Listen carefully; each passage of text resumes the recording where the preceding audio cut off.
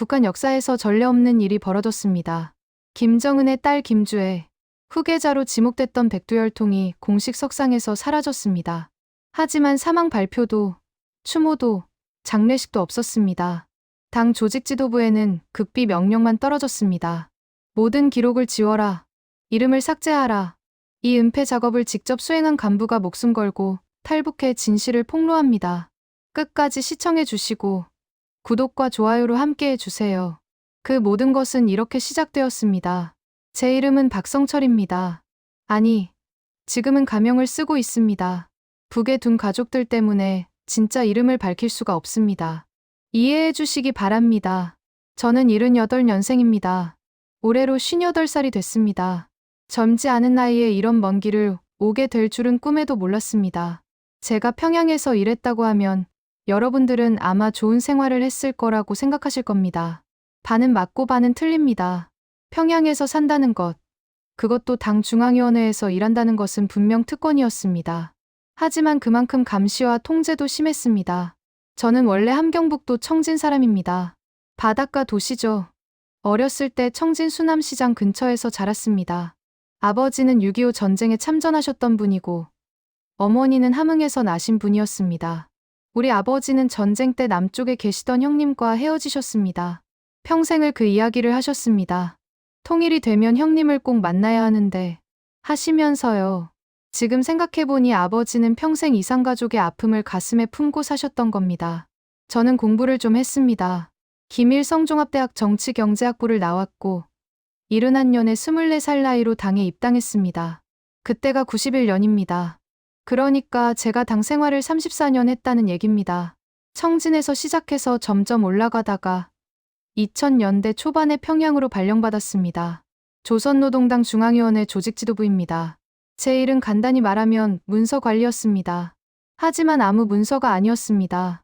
김씨 일가의 동선과 관련된 보안 문서, 경호원 배치 일정, 이런 것들을 정리하고 관리하는 일이었습니다. 여러분들도 아시다시피 북한에서 최고 권력자의 일정이라는 건 국가 최고 기밀입니다. 저는 그 기밀을 다루는 위치에 있었던 겁니다. 2024년 가을이었습니다. 제가 남쪽으로 오기 1년 전쯤 되는 시기죠. 그때 저는 57살이었고 평양 보통강 구역에 있는 아파트에서 늙으신 어머니, 그리고 아내와 함께 살고 있었습니다. 아들은 인민군 대위로 복무 중이었고 딸은 평양의학대학을 나와 의사로 일하고 있었습니다. 그럭저럭 괜찮은 생활이었습니다. 적어도 굶지는 않았고 전기도 비교적 잘 들어왔으니까요. 그해 가을, 유난히 날씨가 추웠던 기억이 납니다. 매일 아침 6시면 일어나서 어머니께 문안 인사를 드리고 7시에 집을 나섰습니다. 당 청사까지는 지하철로 새 정거장이었습니다. 북한의 지하철, 여러분도 사진으로 보셨을 겁니다. 깊숙이 파여 있어서 전쟁이 나면 방공으로도 쓸 수 있게 만들어놨습니다. 제 사무실은 청사 3층급 방이었습니다. 창문은 없었습니다. 보안상 창문이 있는 방에서는 기밀 문서를 다룰 수 없었거든요. 하루 종일 형광등 불빛 아래서 일했습니다. 제 책상 위에는 늘 서류 뭉치가 쌓여 있었습니다. 주의 동무 관련 일정표, 경호원 배치도, 차량 동선 계획서. 그런데 그해 가을부터 뭔가 이상한 일들이 생기기 시작했습니다. 지난 1년 동안 제 책상을 지나간 주의 동무 관련 문서가 부쩍 늘어났었습니다. 공식 행사 참석, 군부대 시찰 동행, 외국 인사 접견 배석, 이런 일정들이 거의 매주 있었습니다. 그런데 2024년 9월 어느 날부터 갑자기 관련 문서가 뚝 끊겼습니다. 처음엔 그저 일정이 줄어든 거라고 생각했습니다. 하지만 이상한 건 과거 문서 열람 권한도 함께 회수됐다는 겁니다. 제가 몇 달 전에 처리했던 문서들, 제가 직접 정리해서 보관함에 넣었던 파일들까지도 열람 불가 딱지가 붙었습니다. 같은 사무실에서 일하던 최 과장이 점심시간에 제게 조심스럽게 물었습니다.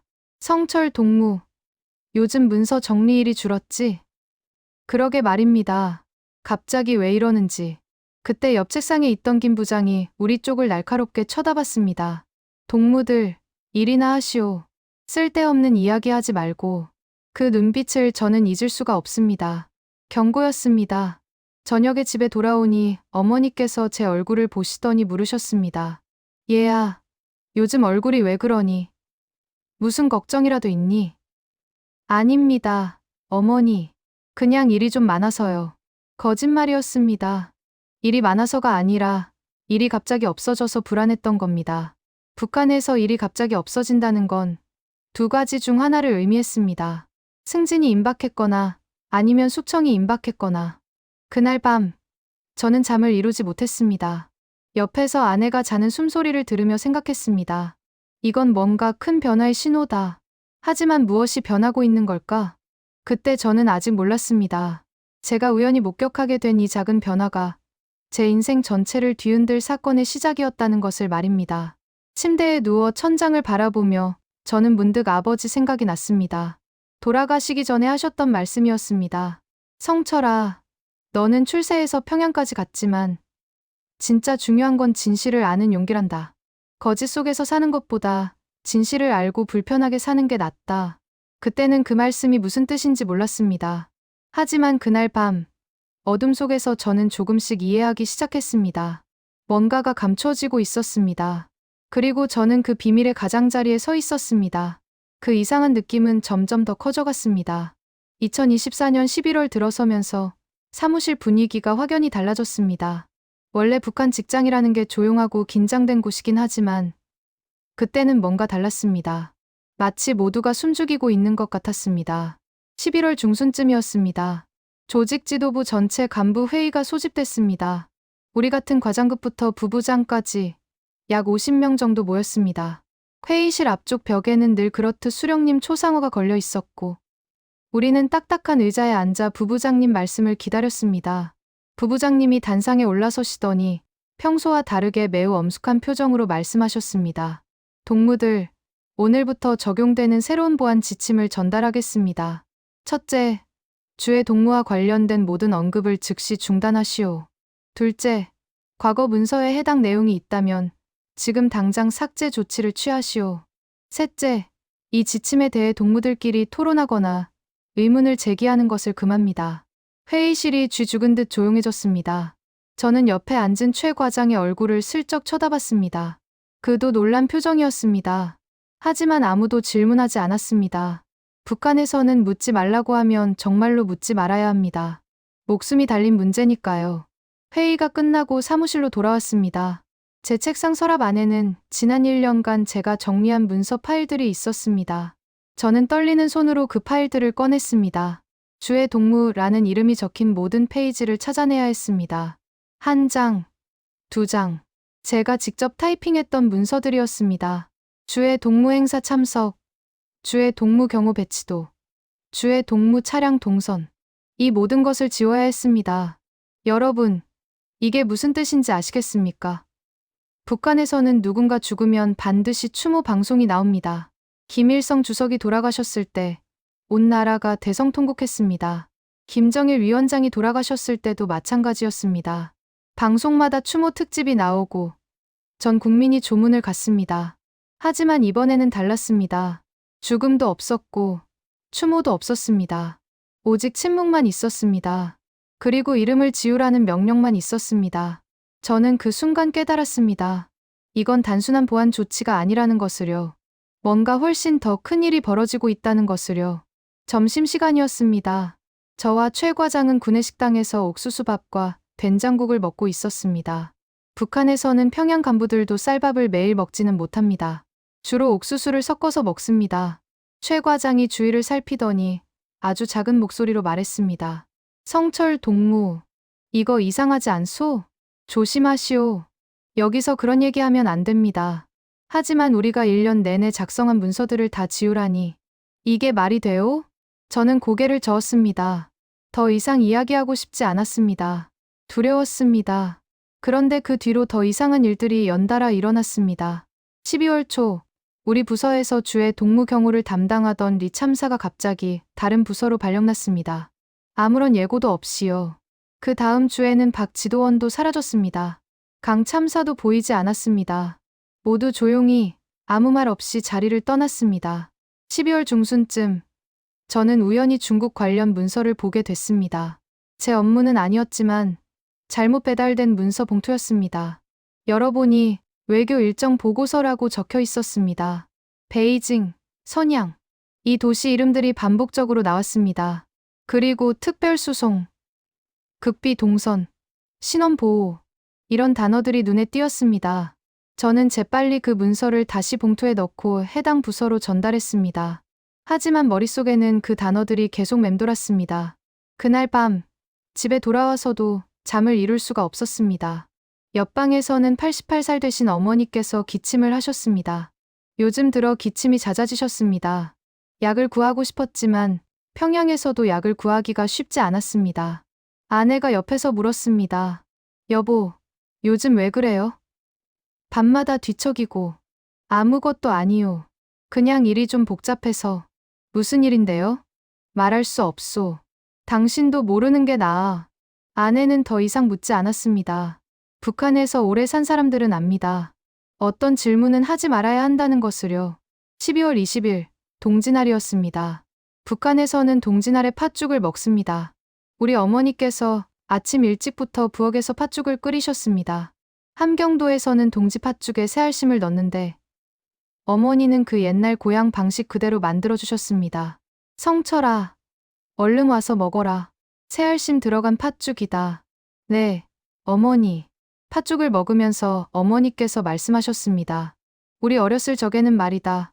동지날이면 온 동네가 팥죽 냄새로 가득했지. 내 큰아버지, 그러니까 남쪽에 계신 우리 아버지 형님도 이 팥죽을 참 좋아하셨어. 6.25 때 헤어지지만 않았어도. 어머니의 목소리가 잠겼습니다. 88년을 사시면서 통일을 한 번도 보지 못하신 어머니였습니다. 저는 그때 생각했습니다. 6.25 때 헤어진 가족들처럼 지금도 누군가는 강제로 헤어지고 있는 게 아닐까? 그 주 금요일, 제가 퇴근 준비를 하고 있는데 김 부장이 제 자리로 오셨습니다. 박성철 동무, 잠깐 나를 좀 봅시다. 부장실로 따라갔습니다. 문을 닫으시더니 부장님이 말씀하셨습니다. 동무, 요즘 쓸데없는 것에 관심을 갖고 있는 것 같은데. 동무 가족 생각해서라도 조심하시오. 알아야 할 것만 알고 모를 것은 모르는 게 이 조직에서 오래 사는 비결이오. 등골이 오싹했습니다. 제가 무엇을 의심하고 있는지 부장님은 알고 계셨던 겁니다. 알겠습니다. 부장 동무. 가보시오. 집으로 돌아오는 지하철 안에서 저는 창밖 어둠을 바라봤습니다. 평양의 겨울은 춥고 어둡습니다. 전기가 자주 끊기기 때문에 밤이면 도시 전체가 깜깜해집니다. 그 어둠 속에서 저는 깨달았습니다. 이건 죽음이 아니다. 이건 죽음보다 더 위험한 뭔가다. 살아있는데 살아있는 사람처럼 말할 수 없는 상태. 이름조차 지워야 하는 존재. 그리고 저는 또 깨달았습니다. 이 진실을 아는 사람은 오래 살지 못한다. 집에 도착했을 때 어머니께서 문 앞에서 기다리고 계셨습니다. 얘야, 얼굴이 왜 그렇게 하얗니? 어디 아프니? 아닙니다, 어머니. 그냥 피곤해서요. 하지만 저는 알고 있었습니다. 이건 피곤함이 아니라 공포라는 것을요. 그날 밤, 저는 처음으로 생각했습니다. 이 나라를 떠나야 할지도 모른다. 새해가 밝았습니다. 2025년, 제 인생 마지막 북한의 새해였습니다. 북한에서는 새해 첫날을 원일이라고 부릅니다. 이날은 온 가족이 모여서 떡국을 먹고 돌아가신 조상님들께 차례를 지냅니다. 우리 집도 그랬습니다. 아침 일찍 일어나서 아버지 영정 앞에 떡국을 올렸습니다. 어머니께서 절을 하시면서 중얼거리셨습니다. 여보, 새해에도 우리 성철이 잘 보살펴 주시오. 그리고 남쪽에 계신 당신 형님도 무사하시기를. 어머니는 88년을 사시면서도 한 번도 만나보지 못한 시아주버님을 여전히 그리워하셨습니다. 6.25 전쟁이 끝난 지가 70년이 넘었는데도 말입니다. 하지만 저는 그때 알았습니다. 새해가 희망이 아니라 위기를 가져올 것이라는 것을요. 1월 둘째 주 월요일이었습니다. 출근하자마자 보안성에서 전화가 왔습니다. 박성철 동무, 오늘 오후 3시까지 보안성으로 출두하시오. 심장이 철렁 내려앉았습니다. 보안성 소환. 이건 좋은 신호가 아니었습니다. 아내에게 전화했습니다. 북한에서는 개인 휴대전화가 없기 때문에 집 전화로 연락해야 했습니다. 여보, 나 오늘 좀 늦을 것 같소. 무슨 일이에요? 보안성에 좀 들러야 해서. 수화기 너머로 아내가 숨 쉬는 소리가 멈췄습니다. 그리고 떨리는 목소리로 물었습니다. 무슨 일 때문에요? 아마 일상적인 보안 점검일 거요. 걱정하지 마시오. 하지만 저도 아내도 알고 있었습니다. 보안성 소환은 결코 일상적이지 않다는 것을요. 오후 3시 보안성 건물에 도착했습니다. 회색 시멘트 건물이었습니다. 입구에서부터 삼엄한 분위기가 느껴졌습니다.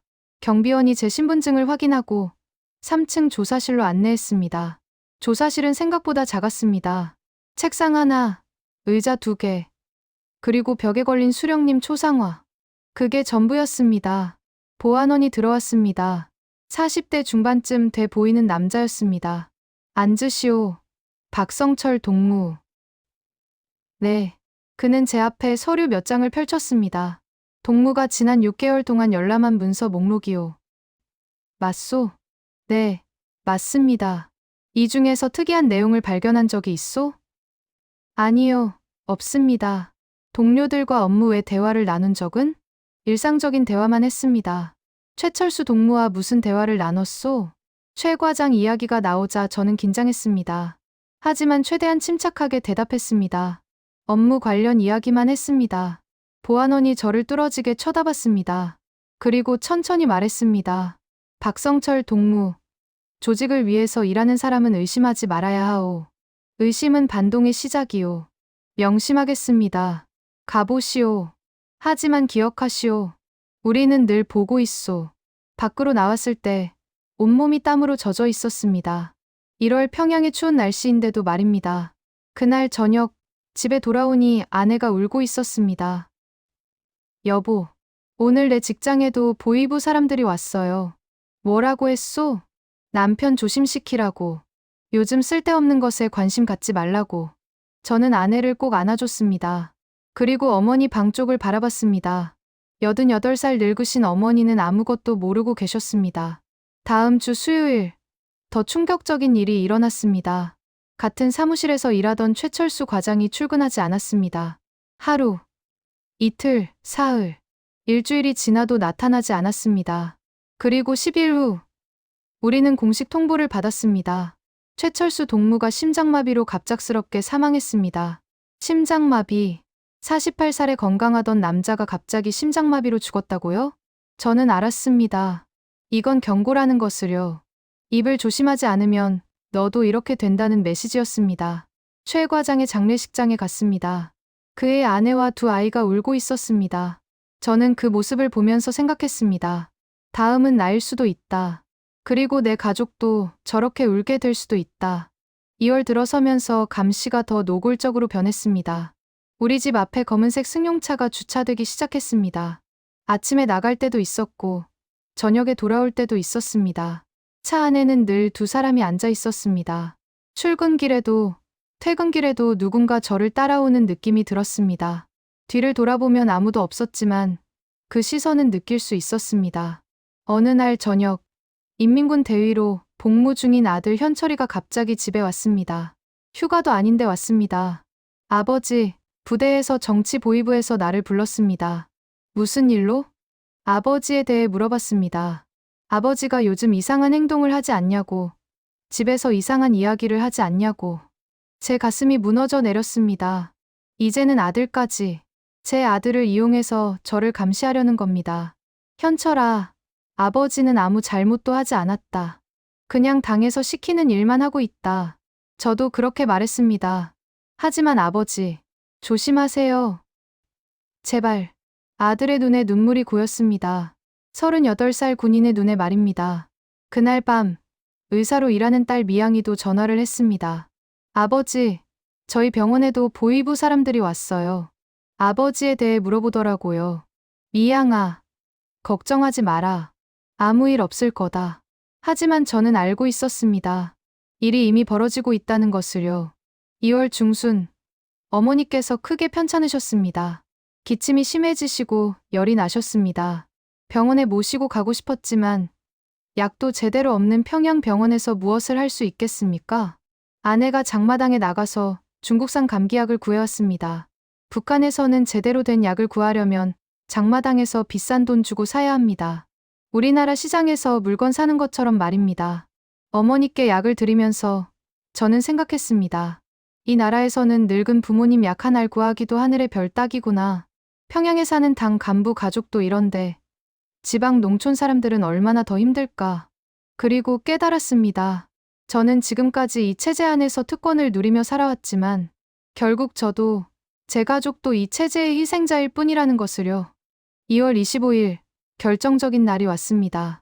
보안성에서 다시 전화가 왔습니다. 박성철 동무, 3월 5일 오전 10시에 다시 출두하시오. 일주일 후, 일주일의 시간을 준 겁니다. 이게 무슨 의미인지 저는 알았습니다. 퇴근하고 집에 돌아왔습니다. 아내가 저를 보자마자 물었습니다. 또 전화 왔어요? 응. 이제 어떡해요? 우리 이대로 있으면. 아내의 목소리가 떨렸습니다. 저는 아내의 손을 잡았습니다. 여보, 우리 떠나야 할 것 같소. 떠나다니요? 어디로요? 남쪽, 남한으로. 그 순간 우리 둘 다 울었습니다. 58살 남자와 56살 여자가 한밤중 평양의 작은 아파트에서 소리 없이 울었습니다. 옆방에서는 88살 어머니께서 주무시고 계셨습니다. 북한에 두고 가야 할 어머니였습니다. 그날 밤, 저는 결심했습니다. 이대로 죽을 수는 없다. 이 진실을 세상에 알려야 한다. 아버지가 평생 그리워하신 남쪽, 나라도 가야 한다. 시간이 없었습니다. 3월 5일까지 일주일밖에 남지 않았습니다. 그 일주일 동안 저는 이중 생활을 했습니다. 낮에는 평소처럼 출근해서 일했고, 밤에는 탈출 계획을 세웠습니다. 제일 먼저 연락한 사람은 고향 청진에 있는 먼 친척 형님이었습니다. 이 형님은 예전에 중국과 밀무역을 하던 분이었습니다. 지금은 은퇴하셨지만 여전히 국경 쪽 사람들과 연락이 닿는다고 들었습니다. 전화를 걸었습니다. 북한에서는 장거리 전화도 감청당할 수 있기 때문에 조심스럽게 말해야 했습니다. 형님, 저 성철입니다. 오, 성철이. 웬일이냐? 형님, 제가 함경도 쪽으로 출장을 좀 가야 할 것 같습니다. 혹시 그쪽에 아는 분 계시면. 전화기 너머로 잠시 침묵이 흘렀습니다. 그리고 형님이 조심스럽게 물었습니다. 얼마나 먼 출장이냐?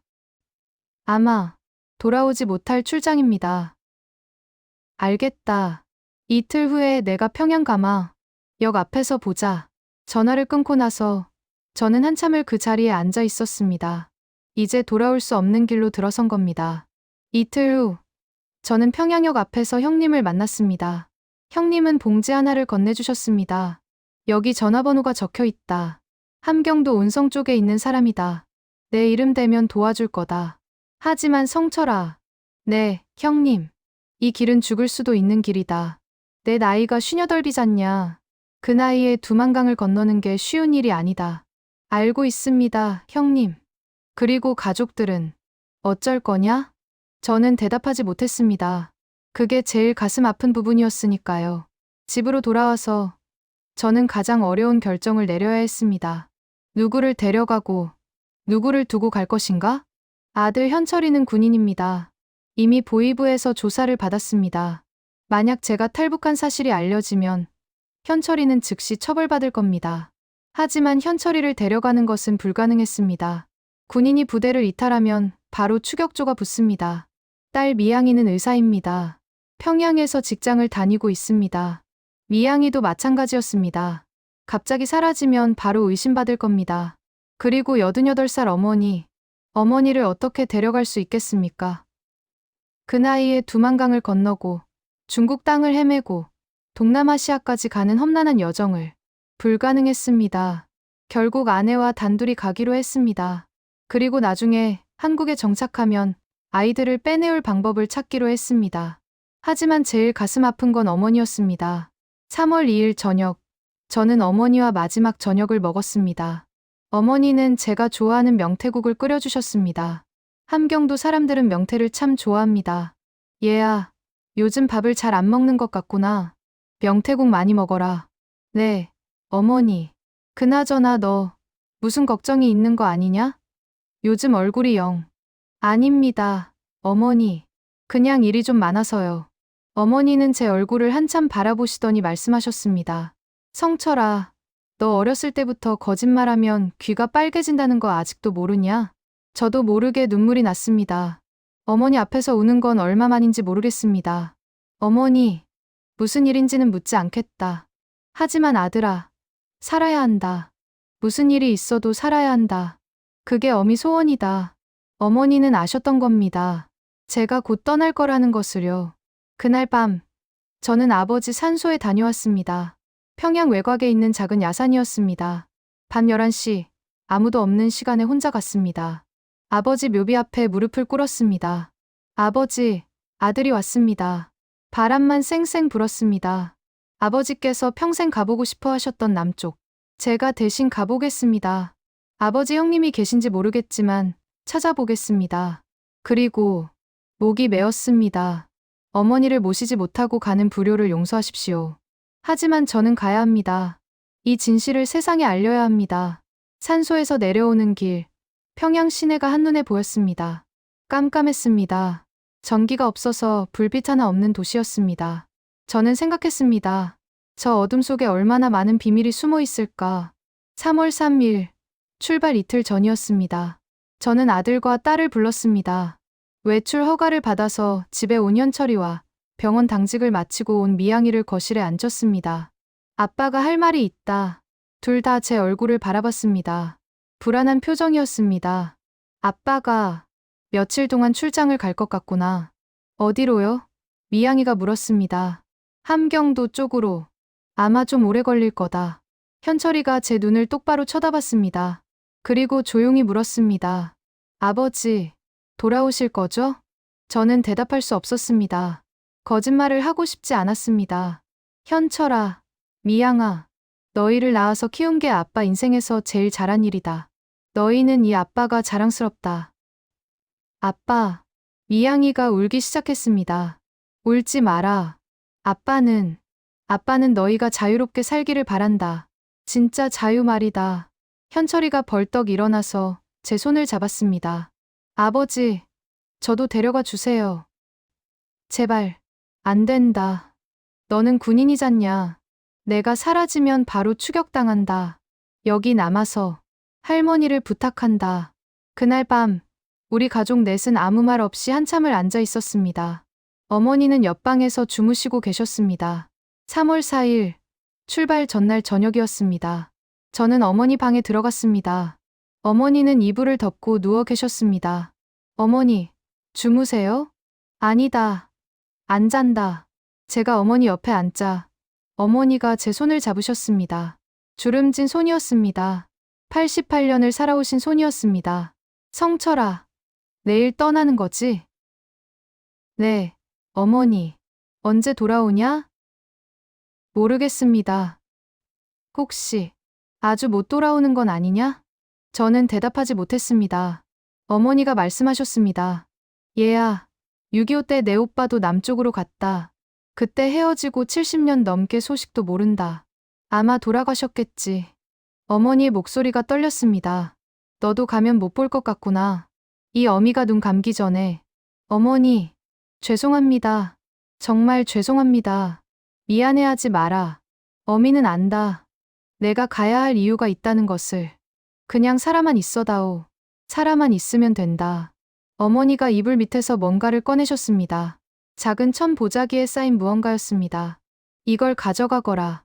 펼쳐보니 돈이었습니다. 북한 돈, 중국 위안화, 달러. 어머니가 평생 모으신 돈이었습니다. 어머니, 이건 가져가. 갈 때 돈이 필요할 거 아니냐. 이 늙은이가 뭐 쓸 데 있겠냐. 저는 어머니를 꼭 안아드렸습니다. 88살 어머니의 몸은 너무나 가벼웠습니다. 어머니, 다시 꼭 뵙겠습니다. 통일이 되면 꼭 모시러 오겠습니다. 그래, 그때까지 이 어미가 살아있을지는 모르겠지만 그날 밤, 저는 어머니 방에서 함께 잤습니다. 마지막 밤이었습니다. 3월 5일 새벽 4시, 저와 아내는 작은 배낭 하나씩만 메고 집을 나섰습니다. 어머니는 대문 앞까지 나오셨습니다. 얘들아, 잘 가거라. 그리고 살아서 꼭 소식 전해다오. 네, 어머니. 건강하세요. 대문을 나서서 골목길로 접어들 때 뒤를 돌아봤습니다. 어머니께서 대문 앞에 서서 저희를 바라보고 계셨습니다. 작고 외로운 뒷모습이었습니다. 그게 제가 본 어머니의 마지막 모습이었습니다. 평양역에서 함경도 온성행 기차를 탔습니다. 좌석도 없는 화물칸 같은 기차였습니다. 하루 종일 덜컹거리며 북쪽으로 올라갔습니다. 기차 안에서 창밖을 바라보며 생각했습니다. 아버지, 저 이제 갑니다. 아버지가 평생 가보고 싶어 하셨던 남쪽으로. 그리고 이 진실을 세상에 알리겠습니다. 온성에 도착한 건 3월 6일 저녁이었습니다. 기차에서 내리자마자 느껴진 건 추위였습니다. 함경도 북쪽은 평양보다 훨씬 추웠습니다. 바람이 얼굴을 베는 것 같았습니다. 형님이 알려준 전화번호로 연락했습니다. 공중전화에서 떨리는 손으로 번호를 눌렀습니다. 여보세요? 저, 청진에 계신 박 형님 소개로 전화드렸습니다. 어디 계십니까? 온성역입니다.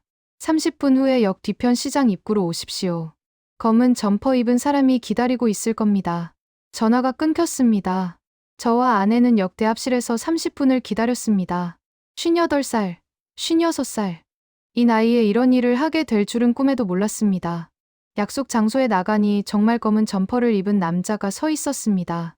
50대 중반쯤 돼 보이는 사람이었습니다. 저, 평양에서 왔습니다. 남자가 우리를 위아래로 훑어봤습니다. 그리고 고개를 끄덕였습니다. 따라오십시오. 말은 하지 마시고요. 우리는 그 남자를 따라 온성 변두리의 한 농가로 갔습니다. 초가집이었습니다. 북한에도 아직 이런 집이 많이 남아 있습니다. 집 안에 들어가니 다른 사람들도 있었습니다. 젊은 부부와 20살쯤 돼 보이는 여자애. 우리처럼 탈북을 시도하는 사람들이었습니다. 안내인이 우리를 모아놓고 말했습니다. 오늘 밤 12시에 출발합니다. 두만강까지는 걸어서 2시간 걸립니다. 국경 경비대 순찰 시간은 새벽 2시와 4시입니다. 우리는 3시에 건너야 합니다. 저는 시계를 봤습니다. 지금 오후 8시. 4시간 후면 생사를 건 순간이 오는 겁니다. 안내인이 계속 말했습니다. 강은 지금 얼음이 녹기 시작했습니다. 깊은 곳은 허리까지 찹니다. 옷은 최대한 벗어서 머리 위로 들고 건너야 합니다. 소리 지르면 안 됩니다. 경비대가 들으면 끝입니다. 아내가 제 손을 꼭 잡았습니다. 손이 차가웠습니다. 비용은 1인당 200달러입니다. 중국 넘어가서 드리면 됩니다. 저는 어머니가 주신 돈을 만졌습니다. 천 보자기에 쌓인 그 돈. 어머니의 평생이 담긴 돈이었습니다. 밤 11시, 우리는 준비를 시작했습니다. 두꺼운 옷을 벗고 얇은 옷만 입었습니다. 배낭은 비닐봉지에 싸서 물에 젖지 않게 했습니다. 12시 정각, 우리는 출발했습니다. 안내인 1명, 그리고 탈북자 6명, 저, 아내, 젊은 부부, 그리고 20살 여자애와 그의 어머니였습니다. 칠흑 같은 어둠 속을 걸었습니다. 달도 없는 밤이었습니다. 안내인은 손전등도 켜지 않았습니다. 그냥 어둠 속을 더듬어가는 겁니다. 1시간을 걸었습니다. 58살 몸으로 산길을 걷는 건 쉽지 않았습니다. 숨이 찼습니다. 옆에서 아내도 헐떡거렸습니다. 여보, 괜찮소? 네, 괜찮아요. 하지만 아내의 목소리는 떨리고 있었습니다. 2시간 후, 우리는 두만강 강변에 도착했습니다. 강물 소리가 들렸습니다. 어둠 속에서도 강물의 흐름이 느껴졌습니다. 너비는 한 50m쯤 돼 보였습니다. 저 건너가 중국, 자유의 땅이었습니다. 안내인이 시계를 봤습니다. 지금 새벽 2시 10분입니다. 1시간 후에 건너야 합니다. 그 전에 경비대 순찰이 지나갑니다. 숨죽이고 기다리세요. 우리는 강변 수풀 속에 엎드렸습니다. 땅바닥이 차갑고 축축했습니다. 3월 초의 함경도 땅은 아직 겨울이었습니다. 30분쯤 지났을 때 멀리서 인기척이 들렸습니다. 오늘따라 춥네. 그러게. 빨리 한 바퀴 돌고 초소로 가자. 국경 경비대였습니다. 2명이었습니다. 손전등을 비추며 강변을 걸어오고 있었습니다. 우리는 숨도 쉬지 않았습니다. 저는 옆에 누운 아내의 손을 꼭 잡았습니다. 아내도 제 손을 꼭 잡았습니다. 경비대가 우리가 숨은 곳에서 10m 정도 떨어진 곳을 지나갔습니다. 손전등 불빛이 우리 머리 위를 스쳤습니다. 저는 눈을 감았습니다. 제발, 제발, 야, 담배 한 대 피우고 가자. 여기서, 지금? 어차피 아무도 없잖아. 잠깐만. 경비대가 우리 바로 옆에서 멈춰 섰습니다. 담배 냄새가 났습니다. 제 심장이 터질 것 같았습니다. 옆에서 젊은 부부의 아기가 칭얼거리기 시작했습니다. 엄마가 급히 아기 입을 막았습니다. 뭔 소리 아니냐? 글쎄, 바람 소린가? 가보자. 으슬으슬 춥네. 경비대가 다시 걷기 시작했습니다. 멀어져 갔습니다. 완전히 사라질 때까지 우리는 움직이지 않았습니다. 10분 후, 안내인이 속삭였습니다. 지금입니다. 조용히, 빨리 움직이세요. 우리는 일어섰습니다. 옷을 벗기 시작했습니다. 3월 새벽 3시, 영하의 날씨에 옷을 벗는다는 게 얼마나 고통스러운지 여러분은 상상도 못하실 겁니다. 속옷만 입고 나머지 옷은 비닐봉지에 싸서 머리 위로 들었습니다. 출발합니다. 안내인이 제일 먼저 강으로 들어갔습니다. 우리도 따라 들어갔습니다. 물이 얼음처럼 차갑습니다. 발이 물에 닿는 순간 온몸이 얼어붙는 것 같았습니다. 하지만 계속 걸어야 했습니다. 물이 무릎까지 올라왔습니다. 허벅지까지 올라왔습니다. 허리까지 올라왔습니다. 옆에서 아내가 신음소리를 냈습니다. 저는 한 손으로는 옷 보따리를 들고 다른 손으로는 아내를 붙잡았습니다. 조금만 더. 강 한가운데쯤 왔을 때였습니다. 아내가 발을 헛디뎠습니다. 물속으로 빠지려는 아내를 저는 필사적으로 잡았습니다. 여보, 소리 내지 마세요. 안내인이 날카롭게 속삭였습니다. 아내를 겨우 일으켜 세웠습니다. 아내의 옷 보따리가 물에 떠내려갔습니다. 옷이. 괜찮소. 계속 가야 해. 56살 아내와 58살 저는 그렇게 얼음장 같은 물속을 걸었습니다. 얼마나 걸었을까요? 아마 10분, 20분. 시간 감각이 없었습니다. 그저 앞으로. 드디어 물이 얕아지기 시작했습니다. 허리, 허벅지, 무릎, 다 왔습니다. 조금만 더. 발이 땅에 닿았습니다. 중국 땅이었습니다. 강변으로 기어 올라왔습니다. 온몸이 떨렸습니다. 추워서가 아니라 긴장감 때문이었습니다. 옷 입으세요. 빨리. 저는 젖은 몸에 옷을 걸쳤습니다. 아내는 옷을 잃어버려서 제 옷을 나눠 입었습니다. 가야 합니다. 여기는 아직 위험합니다. 우리는 다시 걷기 시작했습니다. 중국 쪽 산길로 들어갔습니다. 1시간쯤 걸었을 때 멀리서 개 짖는 소리가 들렸습니다. 중국 마을이 가까워진 겁니다. 저기 보이는 집이 안전가옥입니다. 거기까지만 가면 됩니다. 그 집까지 마지막 500m를 걸었습니다. 한 걸음 한 걸음이 천근만근이었습니다. 드디어 집 앞에 도착했습니다. 안내인이 문을 두드렸습니다. 문이 열렸습니다. 50대 조선족 아주머니가 나왔습니다. 어서 오세요. 들어오세요. 그 순간 저는 그 자리에 주저앉았습니다. 다리에 힘이 풀렸습니다. 옆에서 아내도 주저앉았습니다. 살았소. 우리 살았소.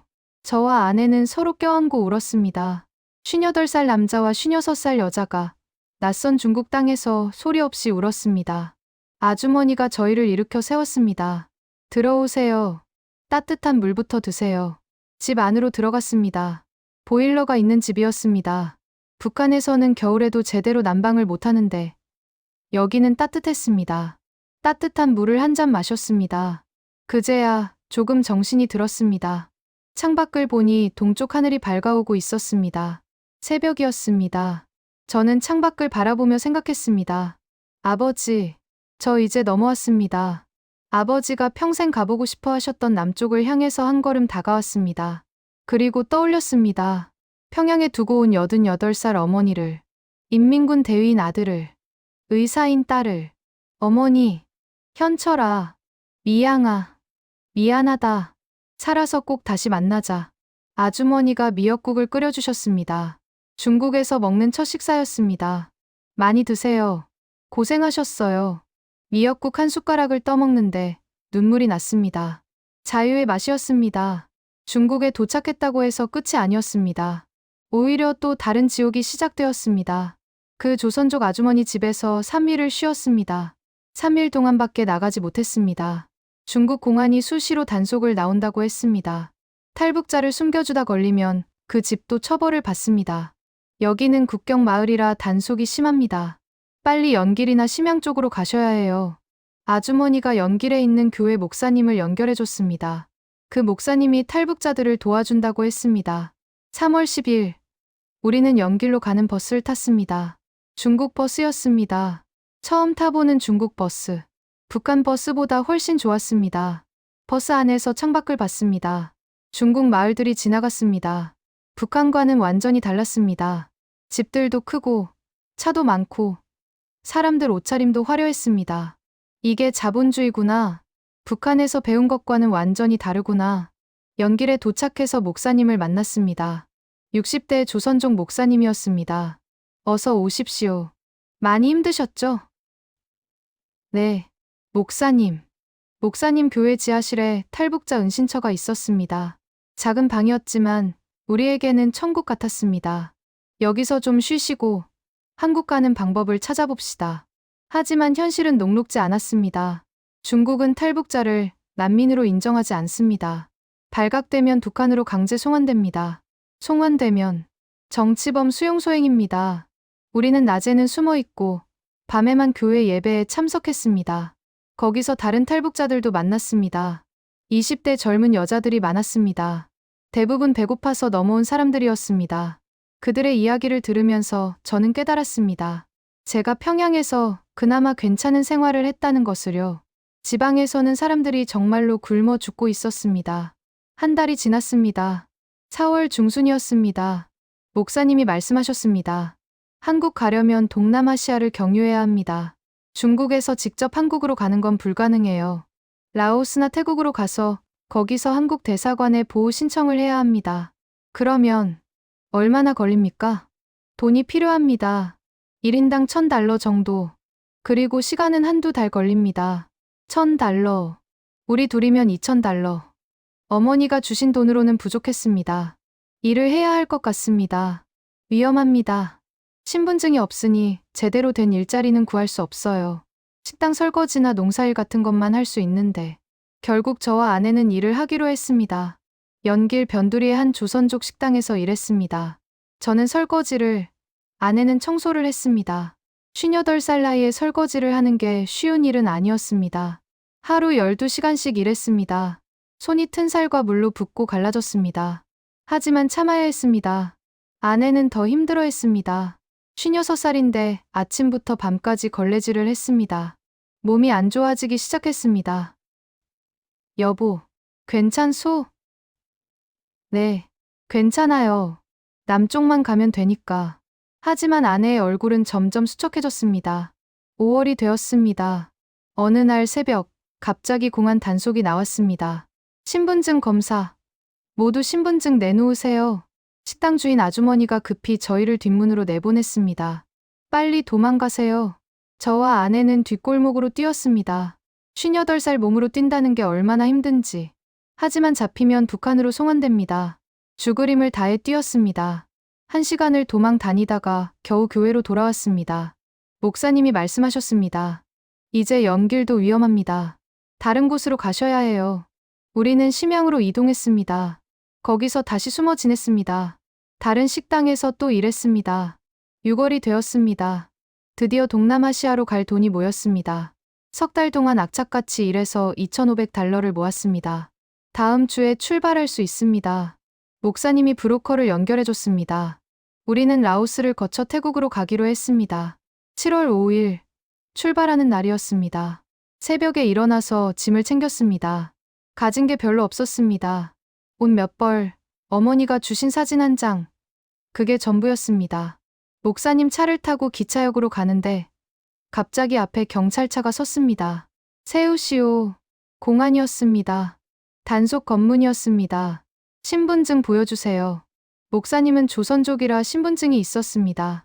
하지만 저희는 공안이 우리를 의심의 눈초리로 봤습니다. 탈북자죠? 그 순간 모든 게 끝났습니다. 우리는 공안서로 끌려갔습니다. 조사를 받았습니다. 언제 넘어왔는지, 누가 도와줬는지, 북한으로 송환 절차를 밟겠습니다. 송환. 그 말을 들었을 때 눈앞이 캄캄해졌습니다. 공안서 유치장에 갇혔습니다. 저와 아내는 다른 방에 분리되었습니다. 이틀 후 면회가 허락되었습니다. 철창 너머로 아내를 봤습니다. 아내는 많이 수척해져 있었습니다. 여보, 미안해요. 내가 발이 느려서. 아니요. 당신 잘못이 아니요. 우리는 철창을 사이에 두고 손을 잡았습니다. 여보, 나는 이제 끝인 것 같아요. 북한으로 돌아가면 그런 소리 하지 마시오. 우리 함께 살아야 하지 않소. 하지만 저도 알고 있었습니다.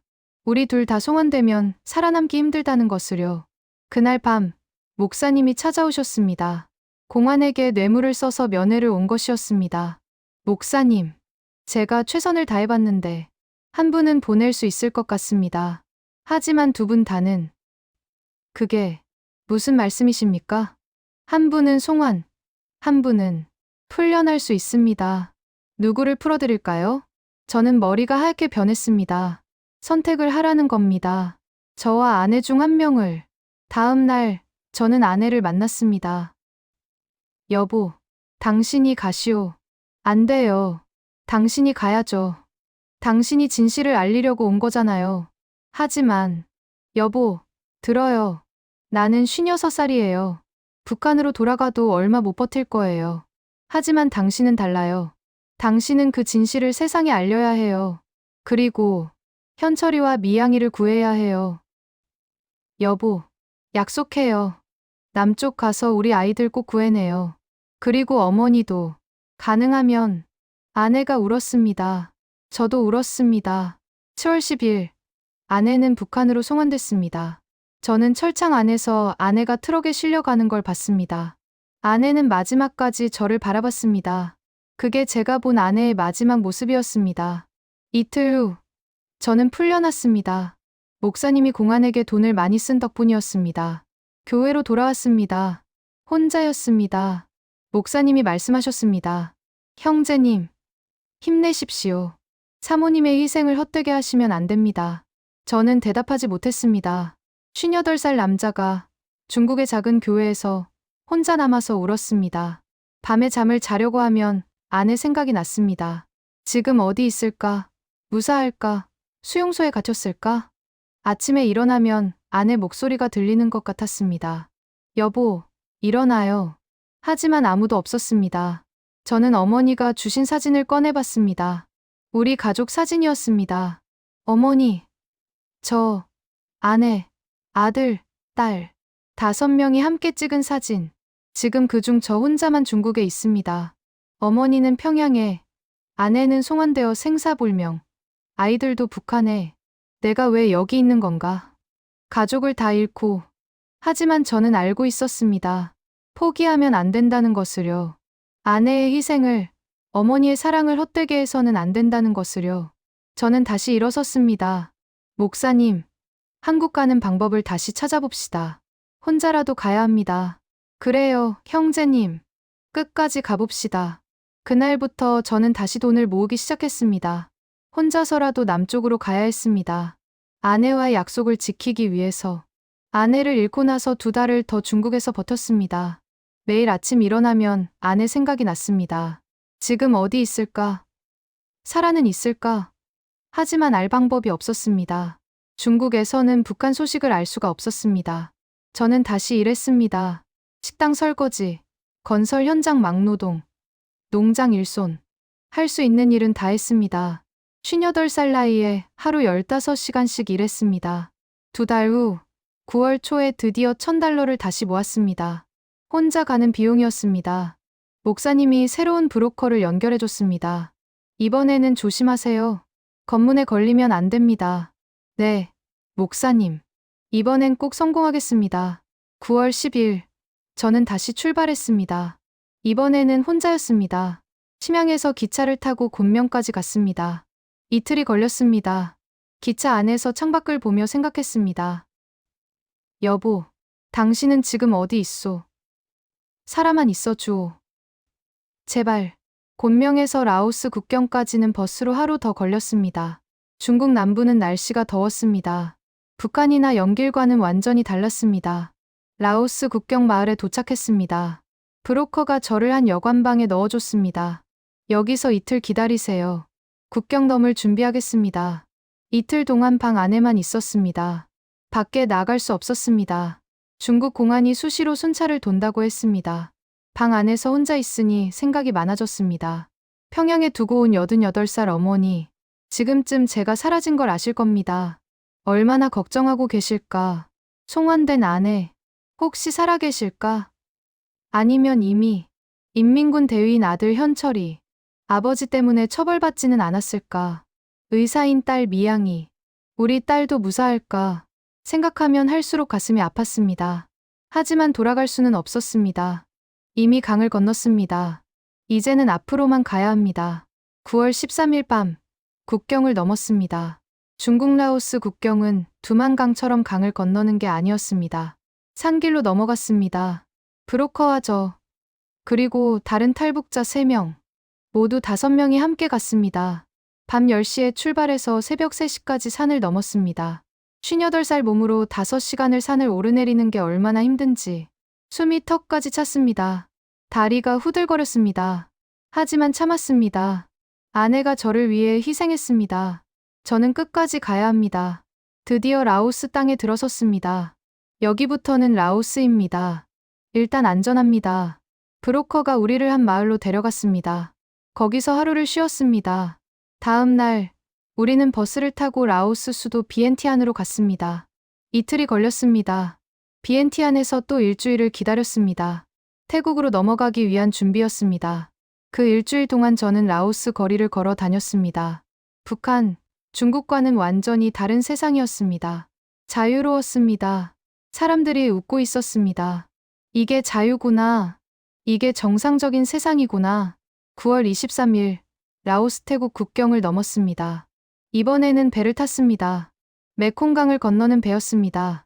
합법적으로 넘어갈 수는 없어서 브로커가 불법 루트를 이용했습니다. 강을 건너서 태국 땅에 발을 디뎠습니다. 이제 태국입니다. 여기서 이민국에 자수하면 됩니다. 자수요? 네. 태국은 탈북자를 북한으로 송환하지 않습니다.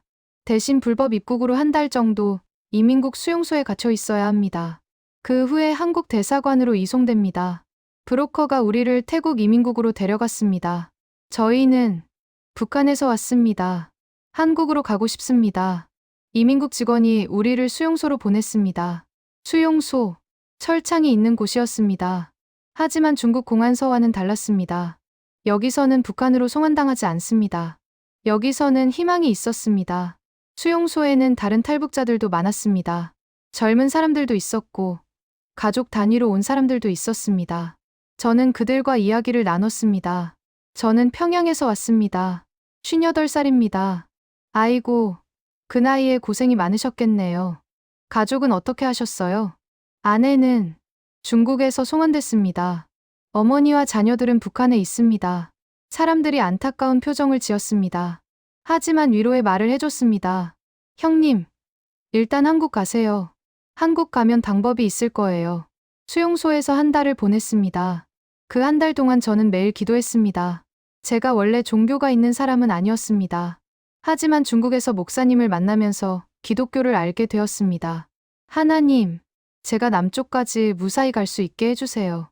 그리고 제 아내를, 제 어머니를, 제 아이들을 지켜주세요. 10월 말, 드디어 한국 대사관에서 사람이 왔습니다. 탈북자 신분 확인 조사를 하겠습니다. 일주일 동안 조사를 받았습니다. 언제 탈북했는지, 어떤 경로로 왔는지, 북한에서 뭐 했는지, 그리고 제가 알고 있는 김주에 관련 정보도 이야기했습니다. 제가 당 조직 지도부에서 일했습니다. 주의 동무 관련 문서를 다뤘습니다.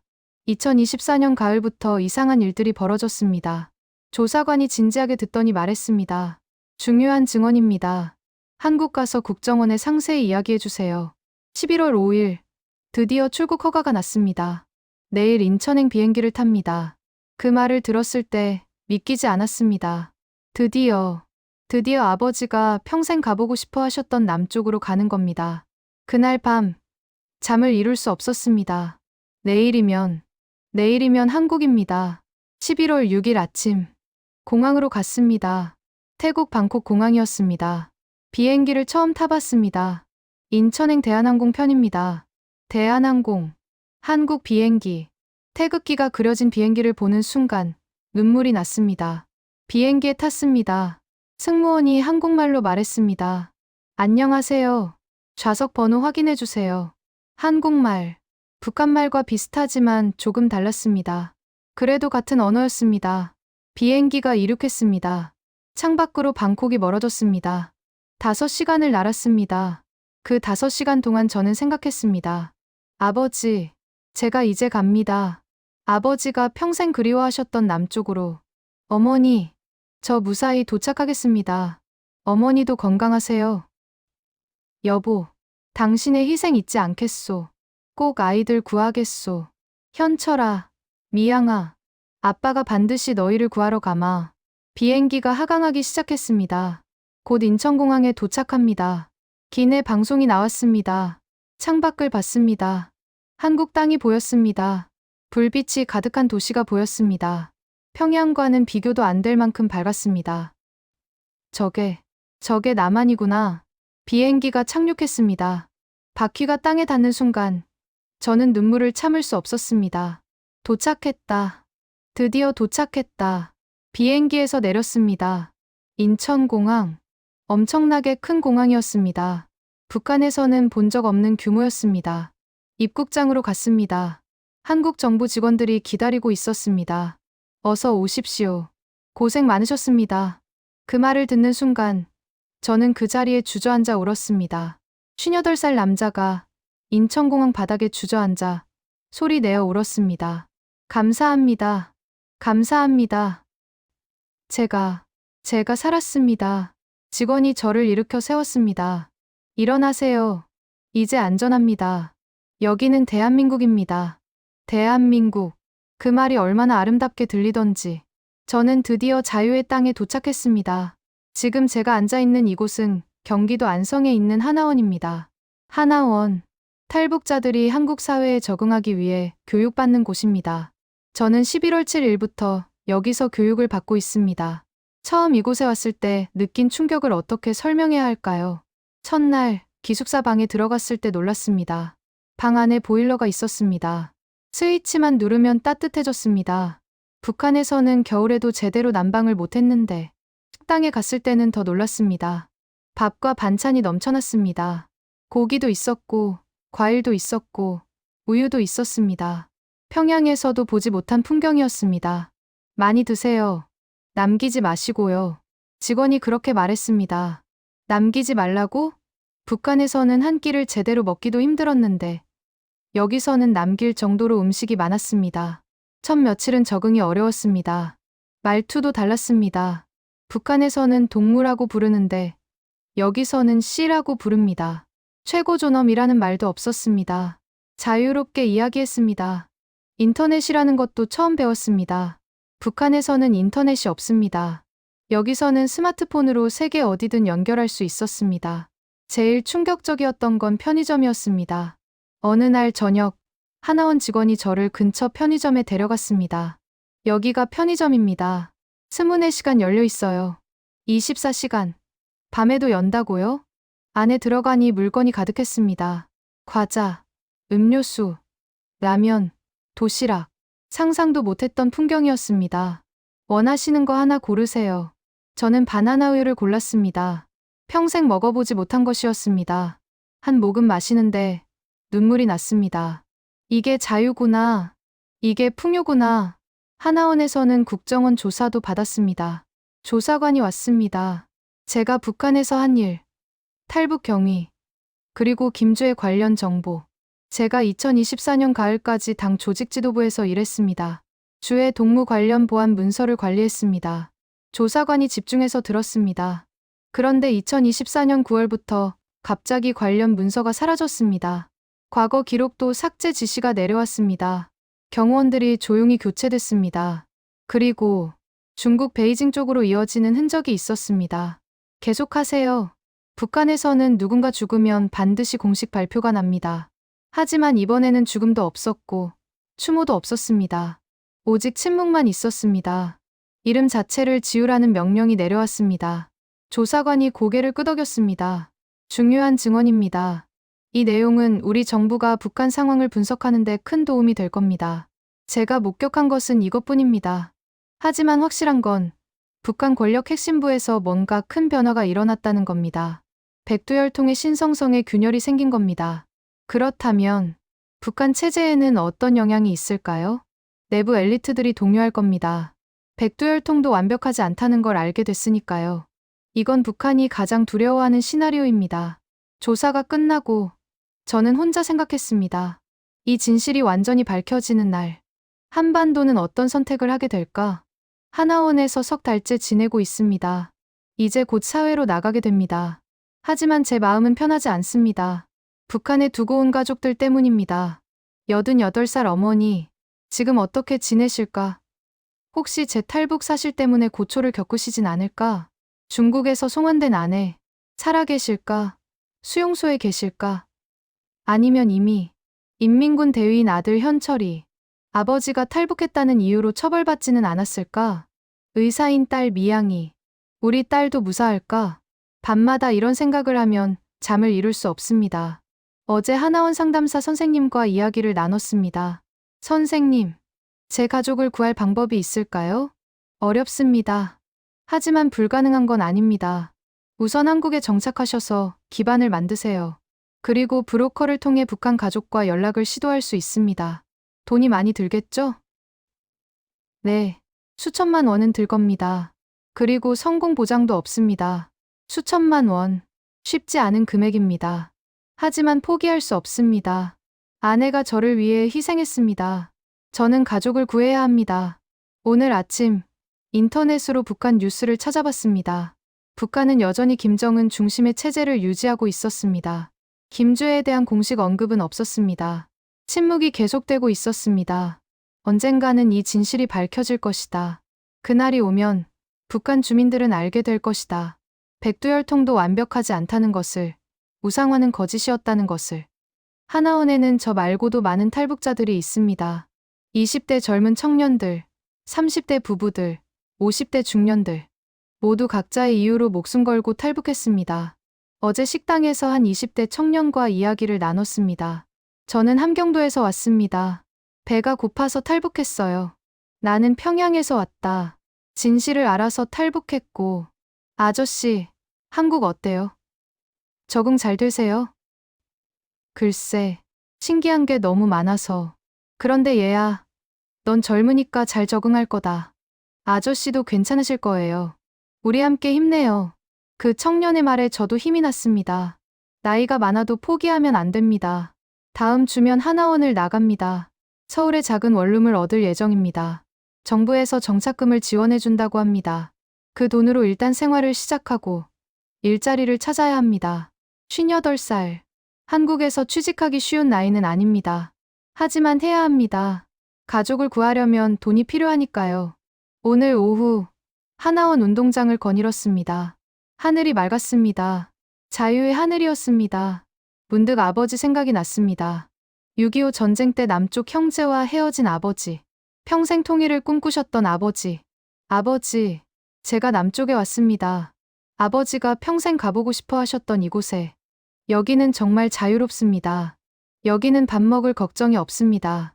여기는 말하고 싶은 걸 말할 수 있습니다. 바람이 불었습니다. 그런데 아버지, 저는 행복하지 않습니다. 가족을 두고 왔으니까요. 어머니가 그립습니다. 아내가 보고 싶습니다. 아이들이 걱정됩니다. 눈물이 났습니다. 아버지, 우리 세대의 통일이 올까요? 제가 살아생전에 두만강을 다시 건너서 어머니를 모셔올 수 있을까요? 송환된 아내를 다시 만날 수 있을까요? 대답은 없었습니다. 다만 바람만 불었습니다. 하지만 저는 믿습니다. 언젠가는 통일이 올 것이라고. 언젠가는 이산가족이 다시 만날 것이라고. 6.25 때 헤어진 아버지의 형님처럼 제 가족도 언젠가는 다시 만날 수 있을 것이라고. 오늘 저녁 이산가족 찾기 신청을 했습니다. 혹시 박철수라는 분의 형제분 계시면 연락 부탁드립니다. 6.25 때 헤어졌습니다. 찾을 수 있을지 모르겠습니다. 70년이 넘었으니까요. 아마 돌아가셨을 겁니다. 하지만 혹시 아들이나 손자가 있을지도 모릅니다. 만약 찾게 된다면 아버지 이야기를 들려드리고 싶습니다. 아버지가 평생 그리워하셨다고, 통일을 염원하셨다고. 내일부터는 새로운 삶이 시작됩니다. 대한민국 국민으로서의 삶, 자유인으로서의 삶. 두렵기도 하고 기대되기도 합니다. 58살, 늦은 나이지만 새로 시작하는 겁니다. 일자리를 찾고, 돈을 모으고, 가족을 구하고, 아버지의 뜻을 이루는 것. 그게 제 남은 인생의 목표입니다. 여러분께 전하고 싶은 말이 있습니다. 우리는 같은 민족입니다. 70년 넘게 헤어져 살았지만 같은 언어를 쓰고 같은 문화를 가진 한 민족입니다. 북한 주민들도 여러분과 똑같은 사람들입니다. 자유를 원하고 행복을 원하고 가족을 사랑하는 평범한 사람들입니다. 다만 불행하게도 그들은 독재 체제 아래 살고 있습니다. 말하고 싶은 걸 말할 수 없고 먹고 싶은 걸 먹을 수 없고 가고 싶은 곳에 갈 수 없는 삶을 살고 있습니다. 그리고 그 체제는 거짓으로 가득합니다. 백두혈통의 신성성, 주체사상의 완벽함, 인민의 행복, 모두 거짓입니다. 제가 목격한 것처럼 권력 핵심부에서도 숨겨야 할 비밀이 있습니다. 완벽한 척하지만 그들도 인간일 뿐입니다. 언젠가 이 진실이 완전히 밝혀지는 날이 올 것입니다. 그날이 오면 북한 주민들도 깨닫게 될 것입니다. 그리고 그날이 통일로 가는 길의 시작이 될 것입니다. 저는 그날을 기다립니다. 두만강을 다시 건너 평양으로 돌아가 88살 어머니를 모셔오는 날을 기다립니다. 송환된 아내를 다시 만나는 날을 기다립니다. 아들과 딸을 다시 안아주는 날을 기다립니다. 그리고 아버지 산소 앞에 서서 말씀드리는 날을 기다립니다. 아버지, 통일이 됐습니다. 이제 남북이 하나가 됐습니다. 그날이 올 때까지 저는 이 자유의 땅에서 살아갈 것입니다. 진실을 증언하고 가족을 기다리고 통일을 염원하며 감사합니다. 제 이야기를 들어주셔서. 그리고 부탁드립니다. 북한에 있는 제 가족을 그리고 그곳의 모든 주민들을 잊지 말아주세요. 언젠가 우리 모두 다시 만날 수 있기를. 그날을 꿈꾸며 오늘도 저는 살아갑니다. 대한민국 자유의 땅에서.